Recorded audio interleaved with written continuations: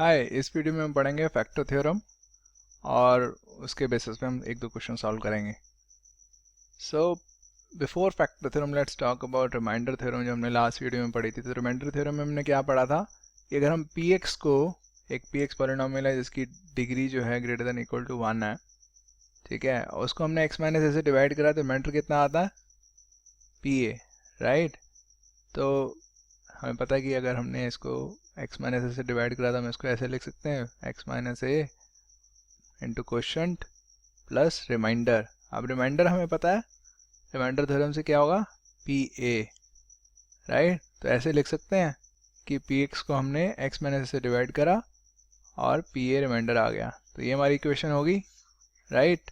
Now factor theorem simple है। तो factor theorem क्या कहती है कि if p x is a polynomial with degree n greater than equal to 1, ठीक है, and a is any real number. So ये सेम चीज़ है जो हमने रिमाइंडर थ्योरम में पढ़ी थी, ठीक है। Then if p a equal to 0 then this is the case. So अगर हमें दिया हुआ है if p a equal to 0, तो हमें पी ए इक्वल टू 0 दिया हुआ है। इस केस में क्या होगा, अगर पी ए इक्वल टू 0 है तो पी एक्स क्या हो जाएगा x minus a into q x, right. P a equal to 0 है तो ये रह जाएगा हमारे पास। नाउ इस केस में हमें साफ नज़र आ रहा है कि p x equals to x minus a into something है, right.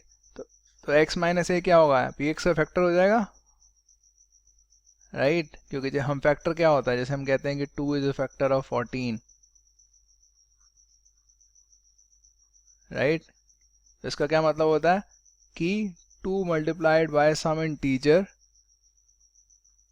Is equals to 14, right. वैसे हम जब कहते हैं कि 3 इज अ फैक्टर ऑफ 21, तो इसका क्या मतलब होता है कि 21 equal to 3 into some integer, right. तो वैसे ही जब हम पॉलिनोमियल्स में बात करते हैं कि एक पॉलिनोमियल दूसरे पॉलिनोमियल का फैक्टर है, तो उसका मतलब ये होता है कि जैसे अगर हम कह रहे हैं x minus a is a factor of p x, तो इसका मतलब है कि x minus a multiplied by some polynomial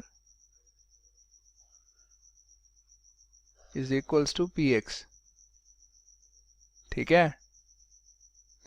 तो ये अगर हमें पता लग गया कि पी ए इक्वल टू 0 है, तो यहाँ से हमें साफ पता लग रहा है कि x minus a is a factor of p x, ठीक है। तो ये फर्स्ट पार्ट हो गया। नाउ इसका रिवर्स केस बात करते हैं कि अगर हमें पता है कि x minus a is a factor of p x, तो ये अभी हमें पता है, ठीक है। तो अगर x minus a is a factor of p x तो क्या होगा, तो हम पी एक्स को ऐसे लिख सकते हैं x minus a into sum polynomial, right. क्योंकि सेकंड केस में पता है कि ये फैक्टर x माइनस है। तो लेट से मैं इसको सम पॉलिनोमियल को मैं थोड़ा सा सोफिस्टिकेटेड वे में gx लिख देता हूँ, ठीक है। तो ये हो जाएगा, अगर हमें पता है कि x minus a is a factor of p x, तो ये आ गया। नाउ अगर इसमें हम पी ए निकाल लें तो पी ए क्या आएगा, p a equals to a minus a into g x. तो a minus a into g x क्या हो जाएगा, 0 into g x which is 0। तो पी ए क्या आ जाएगा हमारा 0, ठीक है। तो ये दोनों पार्ट्स क्लियर हो गए। तो फर्स्ट पार्ट क्या है, तो फैक्टर थ्योरम दो चीज़ें कह रही है। दो चीज़ें क्या कह रही है, एक चीज़ कह रही है कि अगर हमें दिया हुआ है पी ए इक्वल टू 0 है, तो हम कह सकते हैं x minus a is a factor of polynomial P x, ठीक है। और अगर हमें दिया हुआ है कि x minus a is a factor of p x, तो पी ए इक्वल टू 0 है। तो दोनों में से कोई भी चीज़ दी हो तो दूसरी चीज़ का पता लग जाएगा, ठीक है। Now let's look at the first question. तो इसमें हमें क्या करना है, use the factor theorem to determine whether gx is a factor of px in each of the following cases. So हमें देखना है कि gx px का फैक्टर है कि नहीं है। तो gx px का फैक्टर कैसे पता लगेगा, हमें पता है कि x माइनस ए कैसे पता लगता है कि फैक्टर है किसी px का, अगर pa इक्वल टू 0 होगा, राइट। तभी x minus a is a factor of px होगा। तो x प्लस 2 का हमें पता करना है कि ये इस px का फैक्टर है कि नहीं है, राइट। तो x प्लस 2 को पहले तो हम x माइनस ए की फॉर्म में लिख देते हैं, x माइनस ऑफ माइनस 2, ठीक है।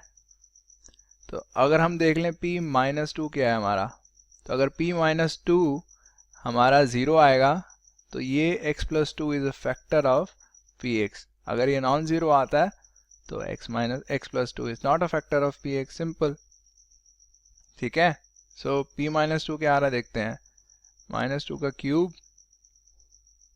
प्लस 3 माइनस टू का square plus 3 minus two plus 1, ये क्या आ गया माइनस 8 प्लस 12 माइनस 6 प्लस 1, सो 4 माइनस 6 माइनस 1 आ गया, right. So gx is the not a factor of px, तो फर्स्ट का आंसर क्या आ गया, no.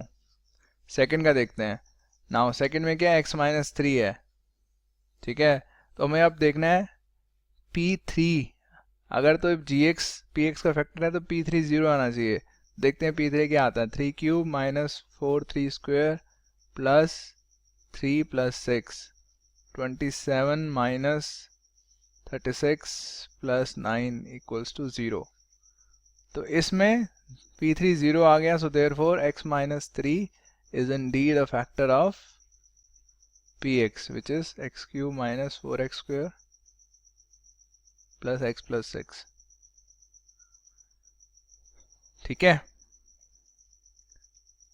now let's look at the second question। so इसमें हमें क्या करना है, find the value of k।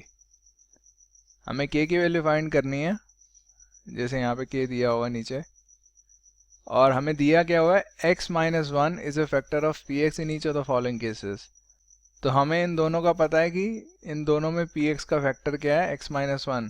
तो अगर x minus one is a factor of this तो क्या होगा, अगर x माइनस ए फैक्टर होता है तो क्या होता है, pa इक्वल टू 0 होता है, राइट। तो इसमें क्या होगा, p1 0 होगा दोनों में। तो p1 पहले में निकालते हैं, क्या है 1 का square plus 1 plus k equal to 0, तो k equal to minus two आ गया। सेकेंड केस में क्या होगा, p1 equals to 2 plus k plus root two equal to 0, तो k क्या आ जाएगा, minus two minus root two. ठीक है, क्लियर है, कुछ डाउट्स हो तो कमेंट्स में पूछ लेना। So that is it for this video, thank you very much for watching, bye bye.